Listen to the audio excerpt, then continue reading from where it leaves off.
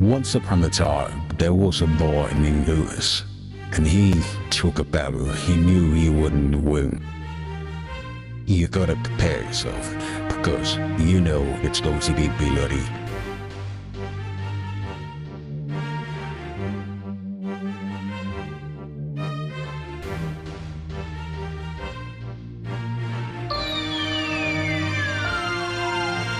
Når 002, det er alt du får. Et snit over 4 måneder du opnår. Hvis du var lidt mere intelligent, ville det hjælpe dig meget helt konsekvent. Nå, Louis. Du havde det da. Nu kommer vi frem til Hannah. Hvis du har en chance i den her branche, så vil du forlange rigtig mange gange, at det allerede var tabt med de 0 chancer, du har skabt.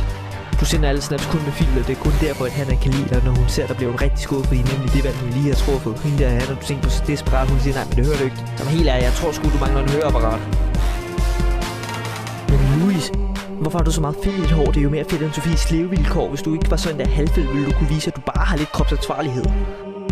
Du taler om min mors happy ending, men det virker ikke for dig, fordi du har en lille svækning. Det er noget, du godt ved. Du er dårlig til at få din pikstivhed. Jeg så din mor på Tinder, så gav jeg hende nogle nye gode minder. Jeg tog hjem til hende, hvor hun tog mine testikler, hvor hun ikke kan bruge sin lykkepille, når jeg giver en finger twister. Ja, jeg er nemlig den, som tilfredsstiller.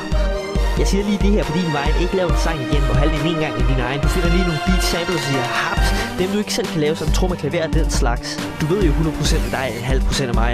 Jeg har lige en sidste besked, når han er så igennem din filterfærdighed, finder hun faktisk ud af en rigtig sandhed, men i det mindste ved hun ikke om dine problemer med din bil er fast. Måske går jeg lidt for dybt ind for din kærlighed, men det er jo slut med på samme tid engang starttid.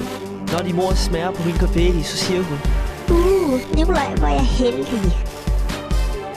det var så min nyhed om Louis' livlighed. Alt det info, han nogenlunde allerede ved. Det ser noget, du vil huske rigtig lang tid, helt dybt inde i din hjernehalvvæggende bevidsthed.